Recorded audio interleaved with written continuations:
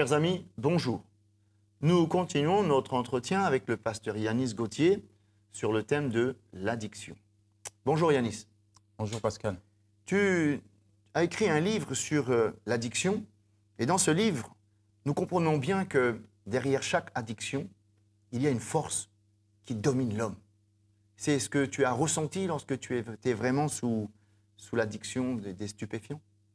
Alors, j'ai écrit un livre, mais j'aurais pu écrire un dictionnaire sur ce réel problème et sur aussi cette force que tu cites, cette influence qui est démoniaque, hein, puisqu'il faut le dire, c'est lui qui domine. J'ai choisi un texte pour vous un petit peu étayer ma pensée qui se trouve dans l'évangile de Jean, chapitre 10, verset 10, où il est dit « Le voleur ne vient que pour dérober, égorger et détruire.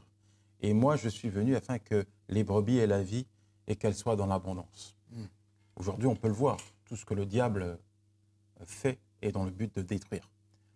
Il y a des fragilités chez l'homme qui sont parfois probantes, qui sont liées à certaines addictions. Et pour ne pas aller trop loin, je prendrai simplement l'exemple de mon grand frère. Malheureusement, c'est sa mère qui lui met pour la première fois une cigarette dans la bouche, il a 11 ans. Au fur et à mesure du temps, mon frère va devenir ce qu'on appelle un polytoxicomane. Tout y passait, quoi. En fait, tous les quarts d'heure, il lui fallait une ligne de cocaïne et à chaque moment, il avait un joint dans la bouche. On ne parle pas d'alcool, l'alcool faisait partie intégrante de sa vie et cela lui a permis aussi malheureusement de développer des pathologies psychologiques telles que la schizophrénie avec des fortes envies suicidaires. On est exactement dans ce texte où le diable vient pour détruire. Et c'est exactement ce qu'il va faire avec mon frère puisque je me souviens de cette fois où je retrouve mon frère la tête dans le four, le gaz allumé, quoi. Et il a à peine 18 ans. La tête dans le four, le gaz allumé, il veut mettre fin à ses souffrances en se donnant la mort. Et je le vois aussi dans d'autres phases de forte dépression où il vient pleurer dans mes bras, sans force face à cette montagne d'addiction qui est sur lui, à ces chaînes.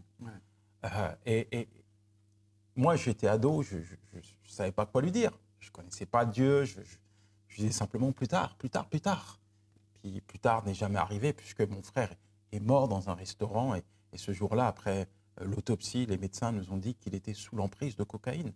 Et voilà, c'est exactement ce que le diable fait d'une manière probante, récurrente.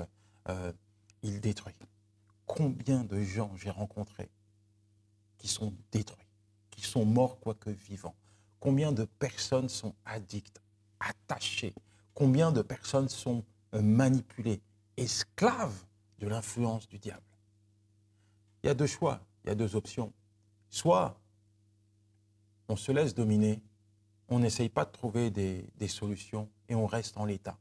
Et malheureusement, c'est une voie, c'est un choix sans issue.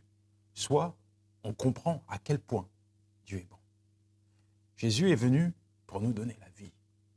La vie avec Dieu, elle se prolonge dans l'éternité, mais elle se vit aussi ici-bas. Et la vie que Dieu nous offre, elle est belle. Dieu promet à tous ceux qui s'approchent de lui la liberté. Le diable ne promet pas de liberté. En fait, depuis la Genèse, depuis le début, le diable fait tout pour séparer l'homme de Dieu, pour détruire la création. Et ce que je ne comprends pas, moi qui étais addict, c'est pourquoi. Pourquoi les gens se complaisent dans les addictions et refusent la liberté? Pourquoi les gens acceptent que le diable vienne et détruise tout? On parle de stupéfiants, on pourrait parler de jeu. Dernièrement, je rencontrais une personne qui me disait « j'ai joué ma maison au tiercé ». On parle d'addiction, on pourrait parler d'Internet. Dernièrement, je rencontrais un jeune qui me disait « j'ai bousillé mes études, je ne parle plus avec mes parents à cause d'Internet et notamment à cause des sites à caractère pornographique ». Voilà, on parle d'addiction, on pourrait parler aussi d'addiction aux antidépresseurs. La France est connue pour être l'un des plus grands consommateurs d'antidépresseurs. En fait, on est esclave de tout ce qui a triomphé de nous. Et aujourd'hui, il est important de savoir où nous devons placer notre avenir. Donc, si je comprends bien, derrière chaque addiction, il y a cette œuvre de destruction. On peut dire que c'est quelque chose qui se fait doucement qui se détruit le corps, l'âme, l'esprit, toute la personnalité. C'est une œuvre de destruction.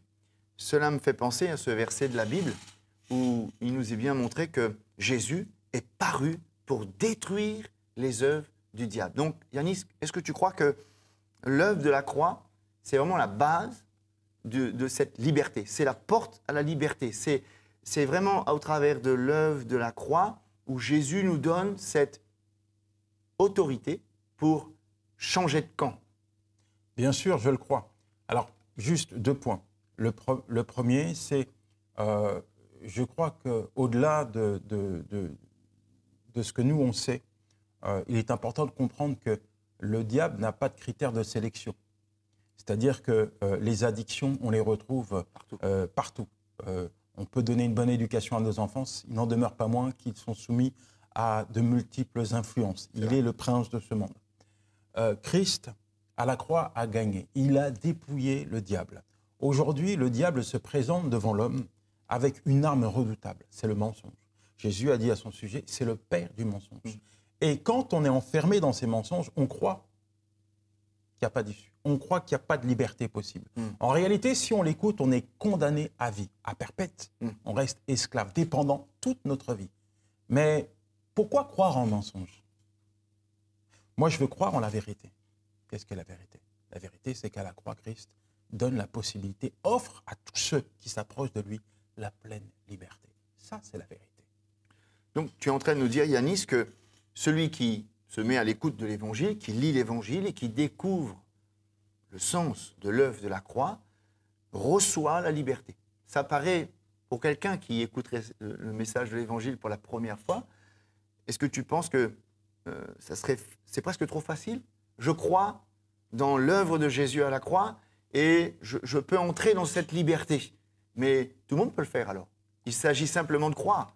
Bien sûr, tous ceux qui s'approchent de Dieu peuvent découvrir la réelle liberté. L'Évangile, ce n'est pas un livre, c'est une puissance. La parole de Dieu est une puissance qui libère. Et aujourd'hui, j'ai l'absolue conviction, sans atténuer le travail extraordinaire des diverses structures qu'il y a, sans Christ, il n'y a pas de liberté possible. Sans Christ, il n'y a pas de liberté possible. Je croise des personnes qui ont été addictes, même pire que moi, dans des états chaotiques et qui, un jour, au bord du précipice, ont rencontré Jésus et ont retrouvé la liberté. Et aujourd'hui, ils témoignent de la puissance de l'Évangile. Oui, avec Christ, c'est possible d'être libre. Donc, avec Jésus, on reçoit la puissance pour triompher de tout ce qui a dominé notre vie. Jésus nous donne la force d'en triompher. Chers amis, vous avez entendu comme nous que Jésus-Christ est venu pour détruire les œuvres du malin, ces œuvres qui asservissent l'homme. L'homme est esclave de tout ce qui a triomphé de lui. Mais en mettant notre confiance dans cette œuvre, Jésus est mort à la croix pour dépouiller toutes les dominations. L'œuvre de la croix n'est pas le fondement d'une religion. L'œuvre de la croix n'est pas le fondement d'une nouvelle philosophie. Mais à la croix, nous recevons l'autorité de marcher dans la liberté. Être libre, c'est dire non à tout ce qui a dominé notre vie. Vous pouvez, vous, là, à votre place, expérimenter cette liberté. Merci Yanis pour ton expérience. Merci pour ton engagement à prêcher l'Évangile afin que les captifs soient libérés. Peut-être, avant de terminer, pourrais-tu donner quelques mots à nos amis qui nous regardent? Bien sûr. Tu es peut-être dans une prison, dans une geôle où tu souffres. Tu ne vois plus la lumière. Aujourd'hui, la lumière vient frapper à ta porte. Elle l'ouvre. La lumière, c'est Jésus. Et il te dit, tu peux sortir. C'est à toi de décider. Moi, un jour, j'ai fait ce pas vers le Seigneur. Je n'ai pas cherché à savoir comment il allait me libérer, mais toujours est-il qu'il l'a fait. Et ce qu'il promet, il le fait toujours. Alors, il peut le faire dans ta vie. Au revoir les amis, à bientôt pour une nouvelle émission et que Dieu vous bénisse.